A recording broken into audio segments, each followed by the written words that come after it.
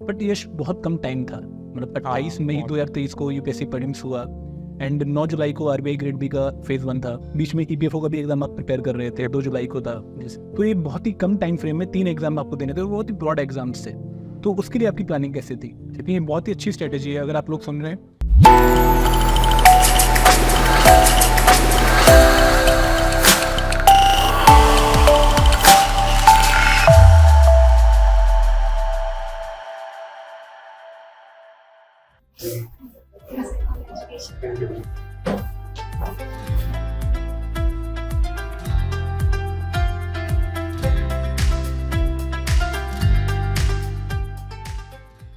Guys, तो ये हैं RBI grade B 2023 topper Yash Thakur. And इनके बारे में बता दूँ, ये नागपुर से बिलोंग करते हैं और बहुत ही लाइवली पर्सनैलिटी है। और इन्होंने IIM नागपुर से MBA किया है अपना, और he is chemical engineer by background. और बहुत ही कम टाइम में इन्होंने RBI grade B exam clear किया है। मतलब आप लोग मानिए कि 28 मई 2023 को यूपीएससी का प्रीलिम्स कंप्लीट हुआ था, और उसके बाद ईपीएफओ का एग्जाम था 2 जुलाई को, और 9 जुलाई को हमारा आरबीआई ग्रेड बी का फेज़ 1 एग्जाम था। मतलब इन्होंने बिट्स एंड पीसेस में तैयारी कर रखी थी पीछे, कहीं ना कहीं इनकी MBA में FM था, ठीक है, इंजीनियर बैकग्राउंड है तो QRE भी ठीक था। लेकिन आप मानो कि वो सारे बिट्स एंड पीसेस को इकट्ठे करके एकदम उस कम टाइम में, प्रेशर के टाइम पे, मतलब इन्होंने एग्ज़ाम फोड़ा फिर, और बहुत अच्छे तरीके से फोड़ा इन्होंने। और ये आरबीआई की जो एक होता है ना पॉलिसी चैलेंज, आप लोगों ने सुना होगा, जो काफ़ी अच्छा एक कंपटीशन होता है, हर साल होता है, उसके भी विनर रहे हैं। हाँ, तो ये बहुत ही क्लासिक पर्सनैलिटी हैं और आप लोगों को बहुत कुछ सीखने को मिलेगा इनसे। तो let's welcome again Yash Thakur. And Yash, मैं चाहूँगा कि आप ब्रीफली एक बार अपनी जो सक्सेस स्टोरी है, जो आपने काफ़ी मुश्किल से पार करी, उसके बारे में ब्रीफ करिए। पहले तो सर आपने मेरी काफ़ी अच्छी ब्रांडिंग करी चुकी है, इतना कुछ है नहीं। But Edutap has been very helpful. मतलब मैं मम्मी को अपने ऐसे ही बोल रहा था ऑन अ लाइटर नोट कि एडुटैप मेरा लकी चार्म है। मैंने जिस भी कोर्स के लिए एडुटैप में एनरोल किया, एटलीस्ट मुझे इंटरव्यू कॉल आया ही है उस चीज़ का, एंड लकीली आरबीआई भी हो गया। So as you rightly said कि सर मैंने यूपीएससी की प्रिपरेशन की हुई थी, तो वो मुझे काफ़ी हेल्पफुल थी। ऑलरेडी एक मतलब बैकग्राउंड नॉलेज मेरा बिल्टअप हो चुका था। बट स्टिल जो आरबीआई के लिए एक स्पेशलाइज प्रिपरेशन लगती है, तो वो एडुटैप का जो क्रैश कोर्स था उसने मुझे काफ़ी हेल्प किया। इवन जो यूट्यूब पे लेक्चर्स थे, और विष्णु सर तो शायद है नहीं यहाँ पे, लेकिन उन्हीं की वजह से फेज़ 1 निकला है। मैं उन्हीं के लेक्चर्स देखता था आखिरी कुछ दिनों में फेज़ 1 के पहले। तो that's been very helpful. So in and all I was lucky as well, but Edutap has been very helpful. RBI काफ़ी अच्छा था, मतलब बहुत कुछ पूछा उन्होंने, मेरे काफ़ी एनालिटिकल क्वेश्चंस पूछे। एक्चुअली एक क्वेश्चन पूछा था मुझे सिचुएशनल बेस्ड, वो मुझे लगता है कि वो उसने मुझे काफ़ी हेल्प किया इंटरव्यू में, उसी वजह से मेरा शायद सिलेक्शन भी हुआ है। तो उन्होंने मुझे पूछा था कि मतलब let's say you are part of supervision department and you have to create a model to predict financial health of banks, तो आप क्या क्या वेरिएबल्स कंसिडर करोगे। सो पहले तो मैंने मतलब ऐसे जनरल वाले वेरिएबल्स बोल दिए, ग्रॉस एनपीए, नेट एनपीए, और बाद में मुझे आ नहीं रहे थे, तो I try to be creative. और फिर मैंने उन्हें बोला कि I look at 2 variables there, but they are bit absurd. So उनका पहले ही क्यूरियोसिटी हाइटेंड हो गई कि ये कुछ अतरंगी चीज़ बोलने वाला है। सो मैंने बोला कि I look at rural to urban mix of branches, वो बैंक के जो है, and next I will look at gender ratio in the branches, कि कितने मेन टू वेमेन काम कर रहे हैं। सो इस पे एक्चुअली चेयरमैन सर बहुत इंटरेस्टेड हो गए कि ऐसा क्यों सोचा। सो ही आस्क्ड मी रीज़न कि एक्सप्लेन करो। सो मैंने उन्हें एक्सप्लेन किया कि वर्ल्ड वॉर 2 में प्रोजेक्ट मैनहट्टन था, तो उसमें वो न्यूक्लियर बॉम्ब की टेस्टिंग के लिए था, तो उन्हें सिमुलेशंस करने होते थे। So for doing those calculations, as there were no computers at that time, तो humans had to do those calculation. तो उस रोल के लिए उन्होंने स्पेसिफिकली सिर्फ विमेन को हायर किया था, क्योंकि उन्होंने फाइंड आउट किया था कि women have better attention to detail and they are less prone to committing mistakes. So मैं बोला यही क्वालिटी हम क्रेडिट अप्राइजल में भी अप्लाई कर सकते हैं, तो वो चीज़ उन्हें काफ़ी अच्छी लगी आंसर। तो मैं भी शायद उस वजह से बहुत बढ़िया इंटरव्यू अच्छा गया मेरा।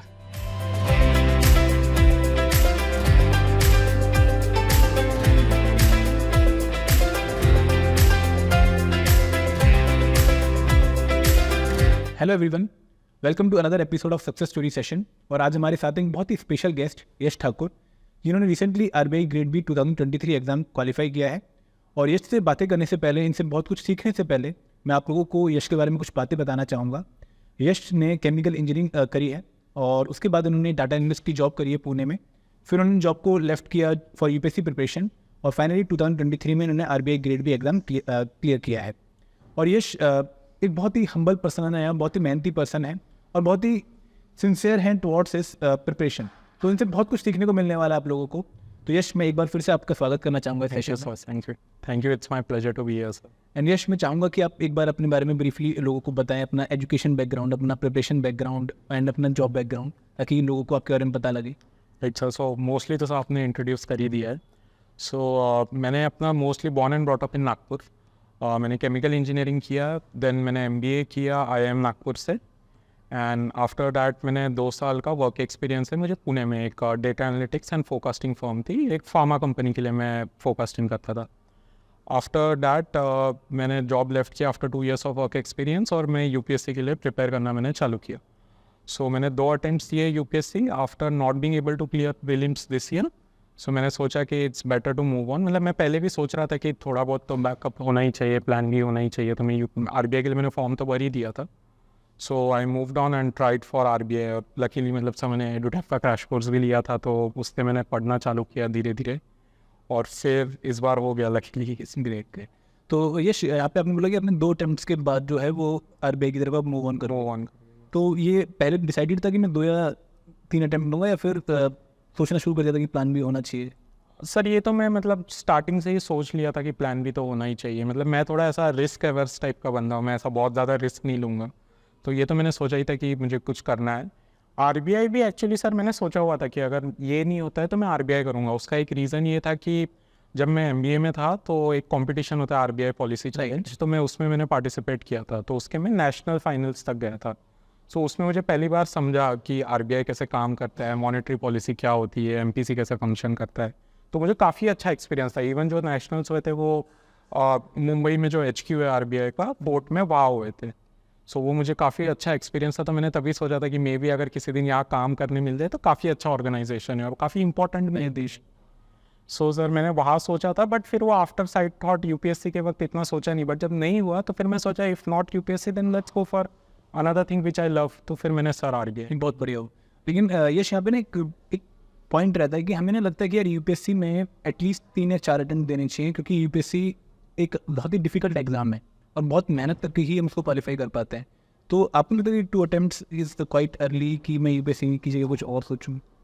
सर ये मतलब डिपेंड करता है कि हम कितना उस प्रिपरेशन जर्नी में थे। मतलब 2 अटेम्प्ट्स तो मैंने दिए, बट प्रिपेयर तो मैं जॉब जब से चालू था तब से ही कर रहा था। तो मैं ऑलरेडी काफ़ी एफर्ट लगा चुका था। और मेरा एक मानना है कि सर हमें सिर्फ अटेम्प्ट्स इस बेसिस पे नहीं सोचना चाहिए कि हमने कितना प्रिपरेशन किया है। हमने देखना चाहिए कि हमारी अपॉर्चुनिटी कॉस्ट क्या है। अब उसमें काफ़ी फैक्टर्स आ जाते हैं कि जैसे पेरेंट्स मतलब रिटायर होने वाले, आप पे फाइनेंशियल लाइबिलिटी क्या है, नहीं, फिर आपकी एज क्या है, आपके बाकी और कुछ मतलब आपकी इच्छाएं होंगी वो पूरी करना है। तो मैं वो सबको फैक्टर रखते हुए मैं ये सोचा था कि 2 अटेम्प्ट्स आर इनफ, और मैंने काफ़ी मेहनत दे चुका हूँ इसमें। अब let's move on to something. Great. And क्या लर्निंग्स थी UPSC की जो आपकी RBI ग्रेड में काम आई? सर काफ़ी है। मतलब ESI तो मैं बोलूँगा कि ऑलमोस्ट UPSC के नॉलेज पे ही मेरा पूरा निकला हुआ है। UPSC का एक बेस्ट पार्ट ये है कि वो काफ़ी वाइड एरिया को कवर करता है नॉलेज में, और वो वाइड एरिया आपको कहाँ का किस वे में यूज़ आएगा वो आप ही को नहीं पता होता है। वो रैंडम वे में यूज़ आता है कहीं भी। जैसे अब मैं वो इंटरव्यू का जो एक्सपीरियंस है वो मतलब बहुत सारा मैं बोल सकता हूँ रैंडम जगह। जैसे इवन फेस 2 में एनवायरनमेंट वाला पार्ट था जो मुझे पसंद था, वो अब UPSC का नॉलेज था। मैं लेट्स से मैं आपको एक एग्जांपल दूंगा। जब मैं एनवायरनमेंट पढ़ता था तो मैं एक्चुअली जिम भी जा रहा था, मुझे थोड़ा वेट वगैरह कम करना था। तो ट्रेडमिल पे भागते वक्त एक्चुअली मुझे बहुत ये होता था, मतलब ऐसे पैल्पेशंस आते थे, बहुत थकान होती थी इन शुरुआत में। तो अपने माइंड को डाइवर्ट करने के लिए मैं कुछ तो काउंट वगैरह करता था। After a point of time वो काउंटिंग भी वेस्ट थी कि मैं काउंट इतना फास्ट करना चाहता था कि मुझे लगता था कि ख़त्म कर दो। तो मैंने एक आइडिया निकाला कि जो एनवायरनमेंट में पढ़ रहा था तो जितने भी ये जो प्रोटोकॉल्स हुए ना मैं उन्हें सिक्वेंशियली याद करूँगा, लाइक फ्रॉम मॉन्ट्रियल प्रोटोकॉल जो हाँ ये सब मैं याद करूँगा सीक्वेंस वाइज। तो ये मेरा रूटीन रहता था। जब तक मेरा उतने एनवायरनमेंट का सीक्वेंस खत्म होता था मेरा ट्रेडमिल का टाइम भी हो जाता था, मतलब भागने का। और लकीली इस बार सर पेपर ऐसा आया था कि आप कोई भी 3 प्रोटोकॉल एक्सप्लेन कीजिए। ESI में क्वेश्चन था कि कोई भी 3 एनवायरनमेंट रिलेटेड प्रोटोकॉल एक्सप्लेन कीजिए। मुझे सर वो जब क्वेश्चन देखा ना सर, मुझे मेरा ट्रेडमिल ही याद आ जाए। अब मैं तो मतलब पूरा सीक्वेंस याद ही था, तो मुझे 3 क्या मुझे 5-6 भी पूछ लेता मैं लिख देता। तो इन अ वे इस तरह से UPSC काफ़ी हेल्प करता है। मतलब आप डायरेक्टली बोल नहीं सकते कि UPSC ने इस पॉइंट्स को हेल्प किया है, बट जो एक ब्रॉड बेस्ड नॉलेज दे देता है वो काफ़ी हेल्प करता है सर। बट यश बहुत कम टाइम था, मतलब 28 मई 2023 को यूपीएससी प्रीलिम्स हुआ एंड 9 जुलाई को आरबीआई ग्रेड बी का फेज़ 1 था। बीच में ईपीएफओ का भी एग्जाम आप प्रिपेयर कर रहे थे, 2 जुलाई को था। तो ये बहुत ही कम टाइम फ्रेम में 3 एग्जाम आपको देने थे, बहुत ही ब्रॉड एग्जाम्स थे। तो उसके लिए आपकी प्लानिंग कैसे थी? सर तो ईपीएफओ के लिए तो मेरा ऐसा था कि जो मतलब सोशल रिलेशंस और वो लेबर लॉज वगैरह वही सब पढ़ूंगा, वही सब मैं पढ़ूंगा, तो उसको मैंने ये नहीं। बट अगर आरबीआई अगर मैं स्पेसिफिकली देखूँ तो 2 चीज़ें थी। एक तो एफएम वाला पार्ट है, उसमें मैंने सोचा कि मेरा मैनेजमेंट वाला बेसिक्स मुझे हेल्प करना चाहिए। बट ऐसा है कि मैं उससे पेपर नहीं लिख पाता, क्योंकि ऑलरेडी मैं 2 साल जॉब किया, फिर एमबीए भी काफ़ी ये मतलब हो चुका था, पास्ट हो चुका था, तो मुझे याद नहीं था। बट उसमें मुझे इतना पता था कि अगर मुझे कोई अच्छा सा मटेरियल मिल जाए, जैसे क्रैश कोर्स था, तो मैं पढ़ लूँगा, मतलब मुझे एक बैकग्राउंड आइडिया है। सो वो था। और दूसरा ईएसआई था, तो ईएसआई के लिए तो मैंने सोचा कि यूपीएससी में जो मैंने पढ़ा है उसी पे फोकस करूँगा, क्योंकि मेरे पास टाइम भी नहीं है कि अब आरबीआई के लिए मैं अलग से पढ़ूँ। तो जो यूट्यूब पे जैसे कृतिका मैम जो लेक्चर्स लेती है, बाकी भी यूट्यूब पे काफ़ी लेक्चर्स आते रहते हैं, तो मैं वो देखता रहता था करंट अफेयर्स के लिए। बाकी मेरा यूपीएससी का बेस था। फॉर एफएम मैंने पास्ट ईयर के पेपर्स एनालाइज किए। सो उसमें मैंने देखा कि जो मैनेजमेंट थेरीज वाला पार्ट है, वो भी एचआर, ये थोड़ा मतलब ऐसा है कि एक तो आता भी ज़्यादा है पेपर में, और इसे पढ़ा जा सकता है लिमिटेड टाइम में। और ये ऐसा है कि अगर आपको एक बेसिक टर्म पता चल जाए तो आप उसको कैरी फॉरवर्ड कर सकते हो, थोड़ा कॉमन सेंस यूज़ करके, थोड़ा अपना रियल लाइफ, जैसे मैंने कॉर्पोरेट में काम किया है तो उसका कोई एग्जाम्पल उसमें जोड़ दो, तो ऐसा करके आप आंसर को बड़ा कर सकते हो उसमें। सो मेरा फोकस वही था कि मैं जो मैनेजमेंट थेरीज वाला पार्ट है इसको मैं पहले कर लूँ। फाइनेंस के मैं बेसिक्स थोड़ा सा बॉन्ड्स वगैरह क्या होते हैं उसको देख लूँ, but I will not go into detail, मतलब मैथमेटिकल कैलकुलेशंस वगैरह वो सब तो मैं टाइम ही नहीं था, तो वो सोचा कि मैं स्किप कर दूंगा। और रेशियोज़ वगैरह मैंने पढ़ लिए थे फाइनेंस के, यूट्यूब पे वीडियोस वगैरह भी देख लिए थे उसके।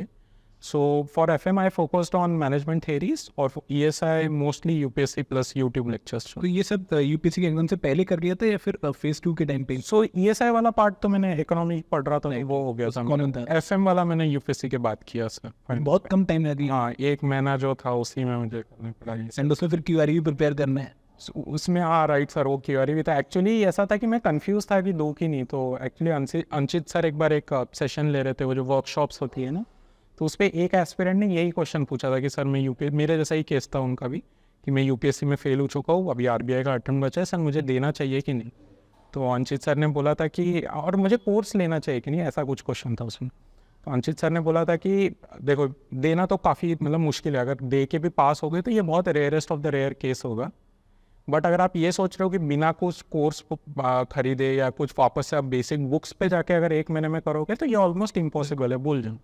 सो उससे अच्छा बेटर है कि आप क्रैश कोर्स कुछ ले लो, मतलब एडुटैप का क्रैश कोर्स भी था तब, तो क्रैश कोर्स ले लो और ट्राई करो। बट स्टिल उन्होंने वो डिस्क्लेमर दिया था कि इसके साथ भी almost it will be rare case.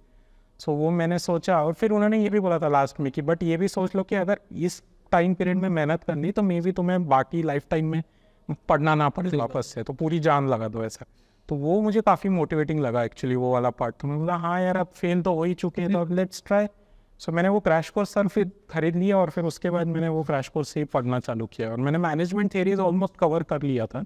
FM मतलब फाइनेंस वाला पार्ट थोड़ा मतलब मेरा बेसिक ही था, ज़्यादा स्ट्रॉन्ग नहीं था। एक ना क्या होता है कि कई बार हमारे माइंड में ये होता है कि हम इंजीनियर हैं बाय बैकग्राउंड, फिर हमने कैट भी कर रखा है, तो हमारा क्वांट रीजनिंग इंग्लिश तो काफ़ी स्ट्रॉन्ग है, हाँ तो आरबीआई जैसा एग्जाम तो ऐसे निकाल लेंगे।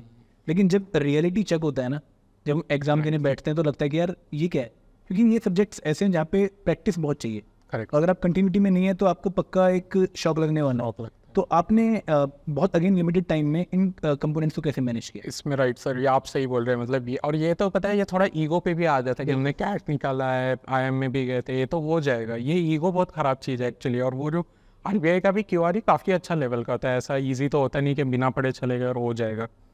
सो इसमें सर मैंने क्या किया था कि इसके लिए तो स्पेशली मतलब मैं विष्णु सर को थैंक करूँगा कि उनके ही मैं लेक्चर्स देखता था, उन्होंने मुझे बहुत हेल्प किया इसमें। यूट्यूब पे एक्चुअली वो एक स्पेशल सीरीज़ रन करते थे कि आरबीआई के वो प्रीवियस ईयर क्वेश्चंस भी सॉल्व कराते थे। सो मैंने देखा कि सर ये मतलब एक एलिमिनेशन राउंड है, इसमें मतलब मुझे कोई मार्क्स ज़्यादा ला के टॉप तो करने नहीं वाला। सो इंग्लिश मेरा डिसेंट था क्योंकि मुझे यूपीएससी के लिए ऑलरेडी पढ़ना रहता ही था, मतलब न्यूज़पेपर वगैरह, तो एक कॉम्प्रीहेंशन था मेरा डिसेंट। तो इंग्लिश के लिए मैंने ज़्यादा फोकस नहीं किया। जी ये एक ऐसा था कि मुझे पता था मतलब चीज़ें, बट आरबीआई के हिसाब से नहीं पता था जैसे वो पेपर में पूछता है, क्योंकि आरबीआई फैक्ट्स पूछता है ज़्यादा, और यूपीएससी तो आपको बताइए जैसे मतलब कंसेप्चुअल ज़्यादा रहते हैं। सो इसके लिए सर मैंने मतलब ऐसा किया था कि मैं पढ़ता था, मैंने ये जो प्रीवियस ईयर मैगजीन्स होते हैं ये जो निकालते अलग अलग कोचिंग क्लासेस में, उनके मैगजीन्स पढ़ता था। बट इसमें मैं ऐसा स्मार्टली पढ़ने की कोशिश करता था, मतलब ऐसा नहीं करता था कि एकदम डिटेल में नंबर में चले जाऊँ, मैं रफली चीज़ों को याद रखता था।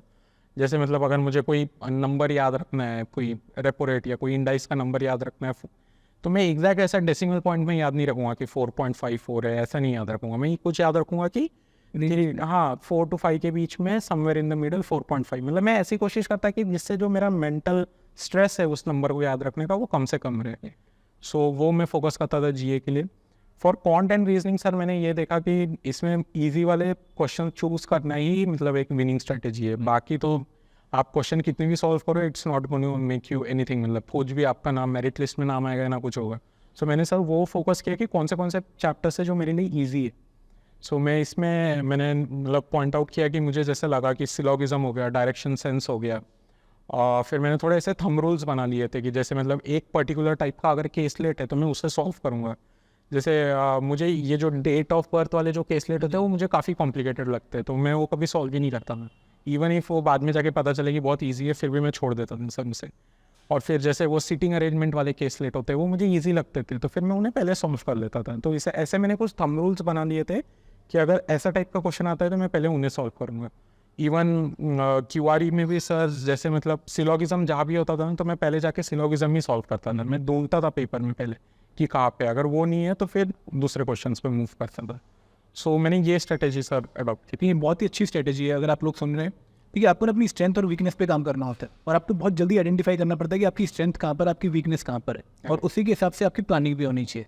बहुत बढ़िया यश। यश एक और क्वेश्चन मैं यहाँ पे पूछूंगा कि इंटरव्यू का एक्सपीरियंस कैसा रहा आरबीआई ग्रेड बी का? सर इंटरव्यू तो मतलब काफ़ी, मतलब इंटरव्यू एक्चुअली मेरे लिए स्ट्रेसफुल भी था थोड़ा, मतलब क्योंकि प्रिपरेशन का टाइम कम था। बिल्कुल। मैंने ये तो पता था कि लोग 6-8 महीने का प्रिपेयर करके आ रहे हैं स्पेशली फॉर दिस एग्जाम, तो उनका नॉलेज तो मुझसे ऑब्वियसली ज़्यादा ही होगा और they are more dedicated as well.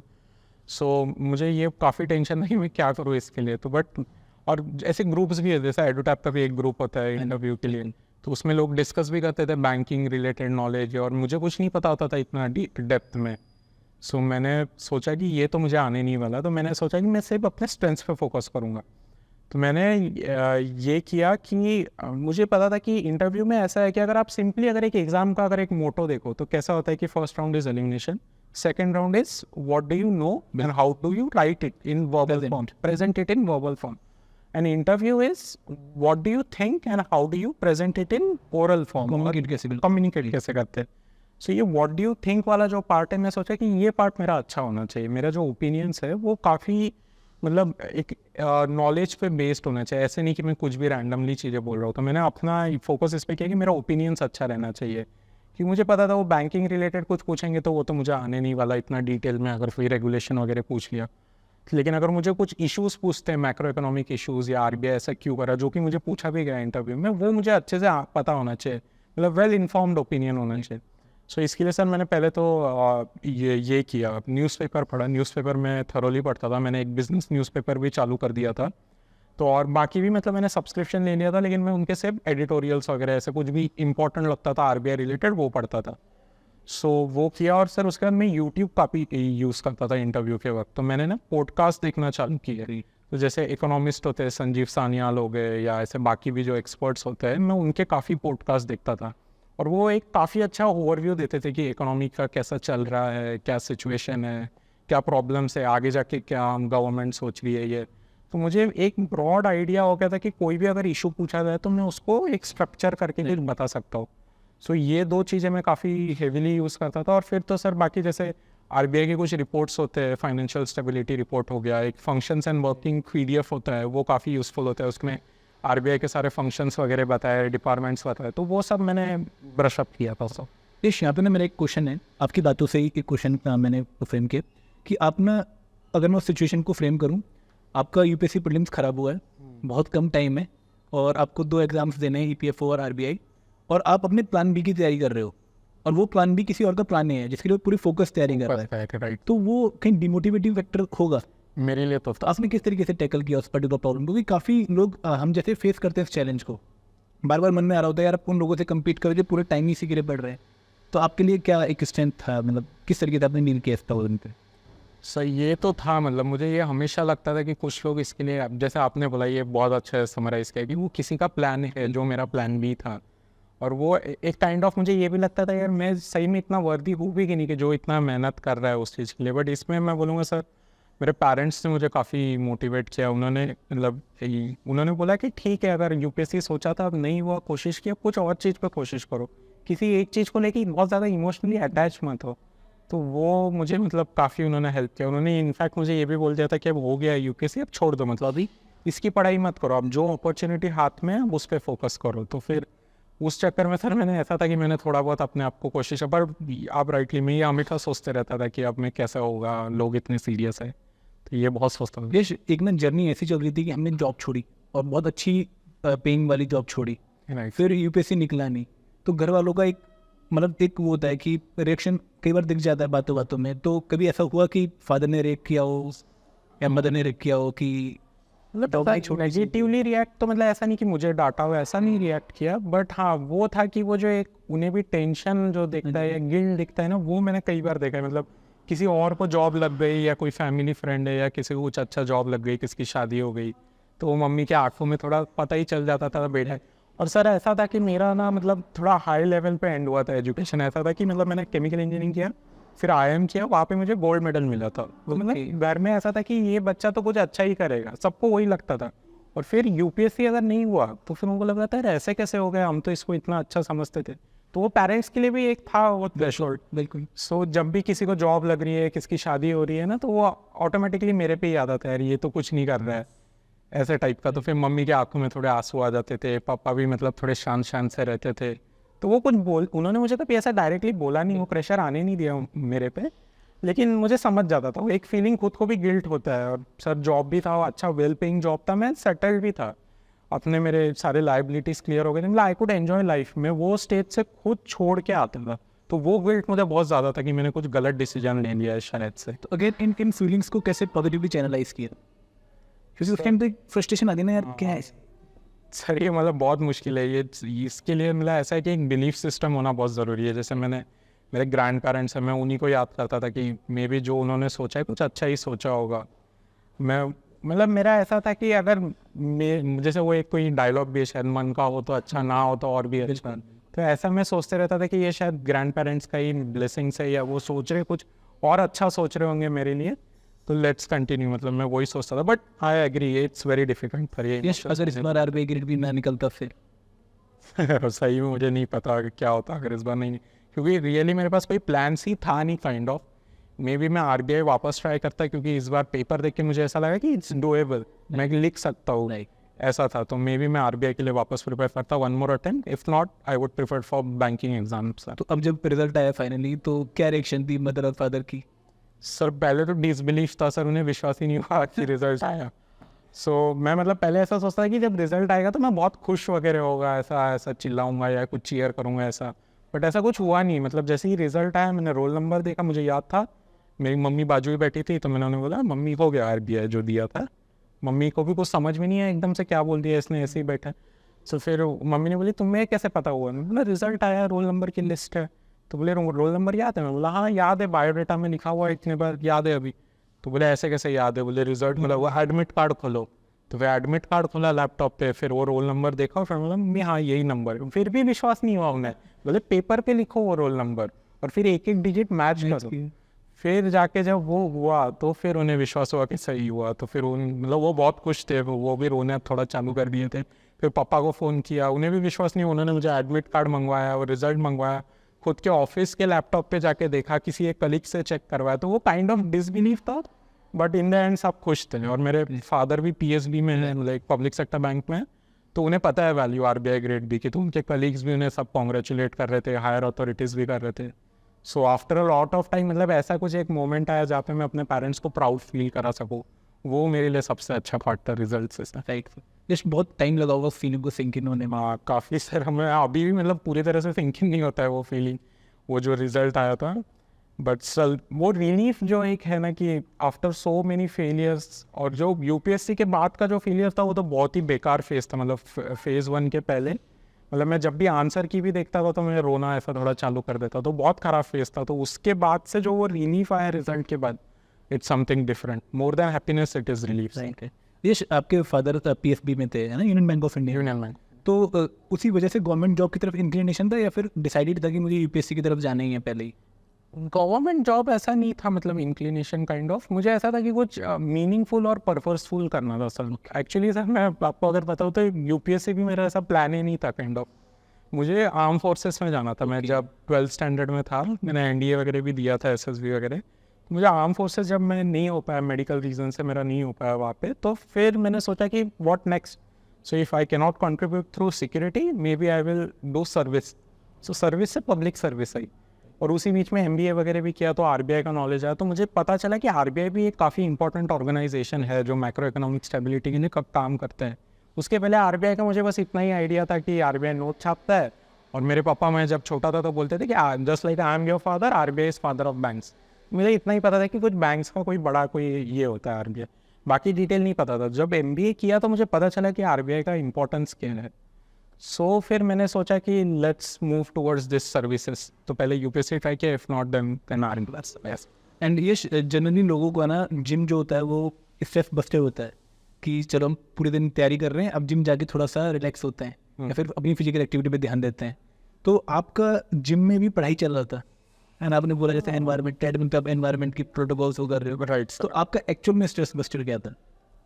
Sir मतलब मैं तो एक्चुअली वाइल्ड लाइफ एंथुसियास्ट हूँ, मुझे जंगल जाना बहुत पसंद है। मैं जिस एरिया से आता हूँ नागपुर, उसके आसपास बहुत सारे टाइगर रिजर्व्स है, मतलब उसे टाइगर कैपिटल भी बोलते हैं इंडिया की निकनेम में।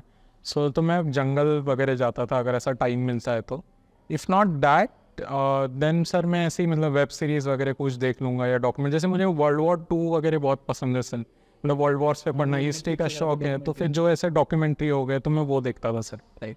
यश, फादर से कैसे रिलेशन है आपके, मतलब क्योंकि फादर और बेटे का एक अलग ही बॉन्ड होता है। सर मेरे लिए फादर हमेशा मतलब ऐसा है कि वो मेरे नॉलेज सोर्स रहे। वो हर चीज़ मुझे समझाते हैं, मतलब बचपन से ही जो भी उन्होंने एक्सपीरियंस किया, जो भी देखा है, वो हमेशा से मुझे मतलब इम्बाइब करने की कोशिश करते हैं उनका जो एक्सपीरियंस है। तो काइंड ऑफ मैं ऐसा कहूँगा कि वो मेरे लिए मेरे नॉलेज सोर्स है। जितना भी मैंने गेन किया है कुछ लाइफ में नॉलेज, उन्होंने ही मुझे बताया कि ऐसा होता है, तुम्हें ये ट्राई करना चाहिए, ये अपॉर्चुनिटीज़ अवेलेबल है। इवन जो एजुकेशन हो गया, RBI हो गया, UPSC, ये सब मतलब उन्हीं की वजह से मुझे थोड़ा आइडिया है। तो इंटरव्यू से पहले भी कुछ गाइडलाइंस दी थी फादर ने कि भाई ऐसा इंटरव्यू देना, या फिर? सर ये एक्चुअली एक इंटरेस्टिंग ये है, हाँ फादर एक्चुअली बहुत हेल्प करते थे मेरी। ये जो मतलब मुझे उन्होंने यूनियन बैंक में थे तो एक्सपेक्टेड था कि वो शायद पूछेंगे मुझे बैंक रिलेटेड क्वेश्चन, तो उन्होंने मुझे रिपोर्ट दी थी यूनियन बैंक की, जो इन्वेस्टर्स रिपोर्ट होती है वो ला के दी थी। तो इंटरव्यू के दिन मुझे याद है सर, मॉर्निंग में मैं बहुत स्ट्रेस था, मतलब मुझे कुछ पता नहीं था, मैं रात को भी पढ़ रहा था, काफ़ी लेट सोया था, बहुत स्ट्रेस था। लेकिन फादर ने मुझे ज़बरदस्ती बिजनेस पेपर ला के दिया और मुझे बोला कि एटलीस्ट हेडलाइंस पढ़ के जाओ, पूछ सकते मैं पूछ ले नहीं। और मैं टैक्सी में जाते जाते पढ़ रहा था वो न्यूज़पेपर, और मुझे इंटरव्यू में एक क्वेश्चन पूछा कि व्हाट डू यू थिंक, जो अभी रिसेंट मॉनेटरी पॉलिसी डिसीजन हुआ है उसमें मतलब is it a good decision और अ बैड डिसीजन। जो भी एक हफ्ता पहले ही मॉनेटरी पॉलिसी रिपोर्ट आई थी उससे। तो उसमें सर जब मैं आंसर दे रहा था ना सर, तो मैंने एक आज ही की न्यूज़ मैंने ऐड की थी कि सर आज ही की एक न्यूज़ आई है कि जो IIP है वो ये हो गया, बढ़ गया है, कुछ ऐसे कुछ न्यूज़ थी। सो इट्स मतलब जो भी डिसीजन है वो अच्छा है। तो मैंने उसे बैकअप किया आज ही की न्यूज़ से, तो the panelist were very happy. But मुझे मन पता था कि ये पापा के वजह से ही हुआ है, वरना मैं तो आज ये पढ़ के नहीं जाता। CPI डाउन हुआ था, वो हेडलाइन थी एक्चुअली न्यूज़पेपर की। तो वही मैंने बोला था कि सर CPI डाउन हुआ है, इसलिए RBI अच्छा कर रहा है कि अभी स्टेटस क्यों मेंटेन किया है मॉनेटरी पॉलिसी में। सो वो मेरी बहुत हेल्प हुई सर इंटरव्यू के पहले। उन्होंने मुझे काफ़ी कुछ मतलब नॉलेज दिया उससे। एंड फ्रेंड्स के बारे में कुछ आप बोलना चाहोगे? सब फ्रेंड्स ने एक्चुअली मेरे लिए हमेशा कांस्टेंट पिलर ऑफ सपोर्ट रहा है। मतलब ऐसा होता है ना कि आप जॉब नहीं कर रहे हो, फ्रेंड्स तो ऑब्वियसली कोई जॉब कर रहा है, किसी शादी हो गई, कोई US वगैरह कहीं जाके MS वगैरह कर रहा है। सो डीमोटिवेटिंग फैक्टर रहता था हमेशा के लिए, और वो उन्हें भी फील होता था कि इसे थोड़ा ऐसा लो फील हो रहा है। उनकी कोई मिस्टेक नहीं है इसमें, मुझे पता है, वो तो ऑब्वियसली अपने लाइफ से कंटिन्यू करेंगी, बट वो हमेशा कोशिश करते थे कि वो इम्पैक्ट मेरे पे ना आने दे कभी। इनफैक्ट एक बार मेरे फ्रेंड्स के साथ मेरा एक कॉल हो रहा था, ग्रुप कॉल, तो मैं ऐसे ही डिस्कस कर रहा था कि अब पापा भी रिटायर हो जाएंगे, घर पे मैं ही अकेला हूँ और मेरे को भी जॉब नहीं है, अब क्या करेंगे। मेरे 2 फ्रेंड्स से बोल रहे थे तू टेंशन मत ले, तो हम सैलरी दे देंगे हमारे पार्टनर, तो टेंशन मत ले। तो लेट्स से मतलब नहीं भी देते इवन इफ, बट वो किसी का बोलना उस वक्त में बहुत इंपॉर्टेंट होता है। तो वो मेरे लिए है कि फ्रेंड्स ने हमेशा हेल्प की है सर। सही है। यश, तो फिर अब जब सिलेक्शन हो गया तो घर वालों ने फिर मैरिज वगैरह की डिस्कशन स्टार्ट करी? पता नहीं सर, मेरे तक तो अभी तक ये चीज़ पहुँची नहीं है। May be let's see sir, अभी तो मेडिकल वगैरह बचा है काफ़ी टाइम। यश, एक ना एक बहुत एक इम्पॉर्टेंट पॉइंट है जो थोड़ा एंड में शेयर कर रहा हूँ, मुझे पहले शेयर कर देना चाहिए था कि कई बार ना हमारी लाइफ में चीज़ें बिट्स एंड पीसेस में होती हैं। जैसे आपकी FM MBA से, QRE थोड़ा इंजीनियर बैकग्राउंड से, UPSC से ESI हो गया, तो इन चीज़ों को इकट्ठा कैसे करना होता है? मतलब हमें किस स्टार्टिंग पॉइंट क्या रखना चाहिए कि हमें सब चीज़ों को इकट्ठा करें और फिर उसको चैनलाइज करें एक राइट डायरेक्शन में? RBI ग्रेड बी के केस में आपने ऐसे ही किया है। तो कई बार लोगों को नहीं पता था कि उनकी स्ट्रेंथ कहाँ पर है, उनकी वीकनेस कहाँ पर है, और वो रैंडमली तैयारी करना शुरू कर देते हैं। तो ये प्लानिंग कैसे करनी होती है? मतलब आप कुछ अगर गाइड करना चाहें हमारे स्टूडेंट्स को। सर मेरे को एक्चुअली एक इसके लिए कोट याद आता है, मैं काफ़ी बार मतलब ये बोल भी चुका हूँ, मुझे ये पसंद है कि knowing that tomato is fruit is knowledge, but not putting in it in fruit salad is wisdom. So मैंने बहुत बार देखा है, लोग फोकस करते हैं कि हमें नॉलेज कहाँ से मिले, कितने ज़्यादा बुक्स पढ़ो, कितने ज़्यादा सोर्सेज पढ़ो, इस पर बहुत फोकस होता है, पर वो चीज़ों का सिग्निफिकेंस पे इतना फोकस नहीं होता है कि हम ये क्यों इम्पोर्टेंट है, इसका सिग्निफिकेंस क्या है। सो मेरा मानना ये है कि हमें हमेशा जितना भी पढ़े, हमें ये सोचना चाहिए कि क्या हम वो चीज़ को समझ पा रहे हैं ट्रूली, ना कि मुझे ये पता होना इंपॉर्टेंट नहीं है कि आज इन्फ्लेशन का नंबर क्या है या RBI ने कितना रेपो रेट रखा है। मे बी यूजफुल है एग्जाम में, बट फर्स्ट मुझे ये पता होना चाहिए कि इसका सिग्निफिकेंस क्या है, क्यों करता है, इसका मैकेनिज्म क्या है, इस मैकेनिज्म से बाकी और फैक्टर्स पर क्या इम्पैक्ट पड़ता है। इवन इन सब इंटरव्यू भी वो यही टेस्ट करते हैं। इसलिए जो आप अगर अभी आप देखो कि इंटरव्यू पहले 50 मार्क्स का था, अभी 75 हो गया, वो यही चीज़ टेस्ट करने के लिए इतना वेटेज उन्होंने बढ़ा दिया है कि उन्होंने नोटिस किया कि मे बी फेज 2 में बच्चे के पास नॉलेज है, बट जब हम उसे कुछ चीज़ का इम्पैक्ट पूछते तो वो बोल नहीं पाता है। तो ऐसा क्यों हो रहा है? क्योंकि नॉलेज को वो विजडम में ट्रांसफ़र नहीं कर पा रहे हैं। इनफैक्ट मैंने ये कई एग्जाम्पल भी पढ़ा था कि सर जैसे सचिन तेंदुलकर के जो कोच है, उन्होंने कितने लोगों को ट्रेन किया होगा, पर हर कोई तेंदुलकर के जैसे स्किल्स डेवलप नहीं कर पाया। सो इन द एंड वो आप पे ही है कि आपको वो स्किल्स डेवलप करना है, और वो स्किल्स डेवलप करने का एक ही तरीका है कि आप फोकस करें कि आप चीज़ों के मीनिंग को समझें, ना कि वो बहुत ज़्यादा फैक्ट्स में चले जाएं। क्योंकि जो फैक्ट्स है वो तो आप गूगल करके भी आजकल मिल जाता है, ChatGPT है वो आपको आपसे अच्छा आंसर बना के दे देगा, बट चीज़ों को समझने की जो क्वालिटी है वो एक सिर्फ ह्यूमन ब्रेन के पास है। तो वो है कि चीज़ों को समझने पे फोकस करना चाहिए जनता, मेरे लिए वो इम्पोर्टेंट था। ये बहुत अच्छा पॉइंट आपने रेज किया। देखो हम ना कई बार रैंडमली चीज़ों को स्टार्ट कर देते हैं, हाँ, बट पहले एक बार उसका रीज़न देखो कि why they are asking a particular thing. तो अगर हम वैसे तैयारी करते हैं बहुत बेटर रहेगा। हाँ, एक पॉइंट और है यश, जो आपकी बातों से मुझे देखने को मिला कि इंटरव्यू प्रिपरेशन जो है अगेन एक बहुत ही डिफरेंट एरिया है जहाँ पे बच्चे काफ़ी फोकस करते हैं।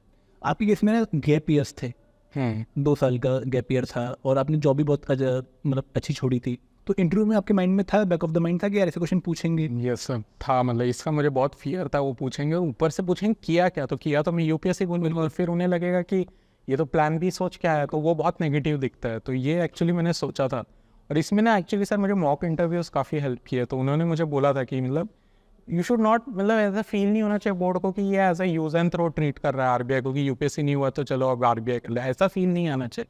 तुम्हारे लिए RBI भी उतना ही इंपॉर्टेंट लगना चाहिए। सो मैंने ऐसा सोचा था कि जब तक बोर्ड खुद से कुछ ना बोले UPSC वर्ड ही नहीं निकालूंगा मैं अपने मुंह से। तो इवन मैं जैसे ही घुसा तो चेयरमैन ने मुझे पूछा भी कि you are working then you left, तो why did you leave the job.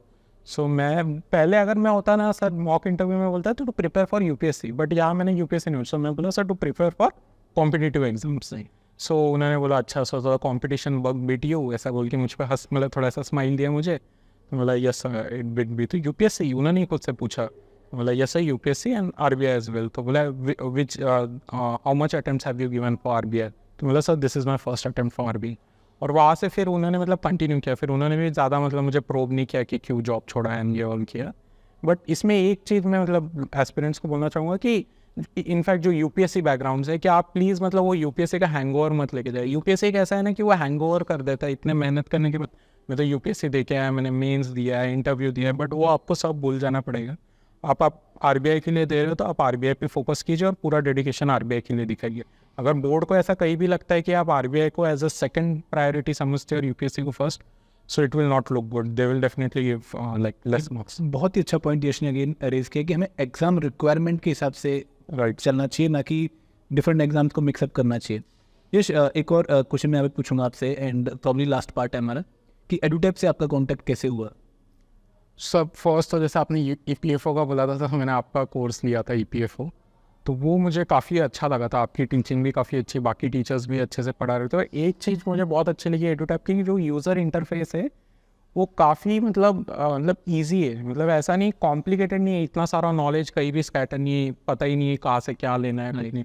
बहुत अच्छे तरीके से स्ट्रक्चर किया हुआ है। मतलब जैसे लेक्चर्स भी होते तो टॉपिक है, टॉपिक के नीचे उसके 6-7 वीडियो रहेंगे। वो वीडियो भी ज़्यादा बड़े नहीं रहेंगे, आधा 30 मिनट्स 40 मिनट्स के रहेंगे, तो ईजीली डुएबल है। उसके बाद एक टेस्ट हो जाता है, फिर एक डिस्क्रिप्टिव के लिए पार्ट रहता है। तो मतलब मुझे वो बहुत अच्छा लगा, जो स्ट्रक्चरिंग है ना, तो वो मुझे बहुत ईजी लगता था। तो इसलिए दैट्स वाई आई डिसाइडेड कि मतलब अगर प्रिपरेशन करना है तो एडुटैप। और ऑलरेडी एडुटैप का रेपुटेशन भी था रेगुलेटरी बॉडी एग्जाम्स के लिए। सो इसलिए सर मैंने एडुटैप लिया। तो मैंने क्रैश कोर्स लिया था RBI के लिए। सो मैं क्रैश कोर्स से ही पढ़ता था मोस्ट। आपकी फेवरेट टीचर आपका एडुटैप में? सर एक तो आप ही है, और अंचित सर डेफिनेटली, और कृतिका मैम के मुझे काफ़ी अच्छे लगते थे इन लेक्चर्स। और फेज़ 1 के लिए विष्णु सर ग्रेट। यश, कोई सजेशन आप देना चाहो कि जिस पर्टिकुलर एरिया पे हमें इम्प्रूवमेंट करनी हो, क्योंकि आप हमारे अच्छे यूज़र रहे हैं, है ना, you know different things about एडुटैप, तो अगर फिर भी आपको लगता हो कि सर ये बेटर हो सकता है तो आप प्लीज़ शेयर कर सकते हैं। सो मुझे तो मतलब ऐसा अभी यूज़र इंटरफेस तो काफ़ी अच्छा है सर, उसमें कोई इशू नहीं है। बाकी तो सर मुझे ऐसा कोई लग नहीं रहा है, मतलब अभी ऐसा कोई वीकनेस है नहीं। मतलब मैं एक्चुअली जिस चीज़ का फ़ैन था उसी चीज़ से होके मैंने एडुटैप ज्वाइन किया था, तो उसी में वीकनेस ढूंढना मेरे लिए मुश्किल है। यश, अब हम क्योंकि लास्ट में आ गए, तो आप क्या मैसेज देना चाहोगे उन एस्पिरेंट्स को जो 2024 RBI ग्रेड बी की तैयारी कर रहे हैं? सर तो मेरा ये है कि फोकस मोर ऑन वाई, क्योंकि अगर आपको वाई पता चल गया तो हाउ ऑटोमेटिकली आ जाएगा। हाउ के पीछे ज़्यादा भागना नहीं चाहिए। जैसे मैं बोल रहा था कि विजडम पे ज़्यादा फोकस कीजिए, स्किल्स पे ज़्यादा फोकस कीजिए। जैसे वो 3 इडियट्स का एक डायलॉग था सर मूवी का कि सक्सेस के पीछे मत भागो, एक्सेलेंस के पीछे भागो, सक्सेस अपने आप आ जाएगी। लोगों को लगता है कि ये थोड़ा आइडियलिस्टिक हो गया ज़्यादा कि मूवी में बोल दिया, बट ये ट्रू है लाइफ के लिए भी। अगर आप नॉलेज गेन करोगे, स्किल्स गेन करोगे, तो ऑटोमेटिकली वो कहीं ना कहीं आपके इसमें रिफ्लेक्ट होगा one day. So success should be the by product, focus more on knowledge and the skills part. तो दोस्तों, आई होप आप लोगों ने बहुत कुछ सीखा होगा यश ठाकुर के इंटरव्यू से, एंड बहुत अच्छा इन्होंने बताया, हर डिटेल में इन्होंने हर बात एक्सप्लेन करी। मुझे तो बहुत अच्छा लगा, बट आई होप आप भी नोट्स बना रहे होंगे। And Yash, congratulation again for being RBI grade B officer. Thank you very much. और बहुत अच्छा लगा आपके पास। Thank you.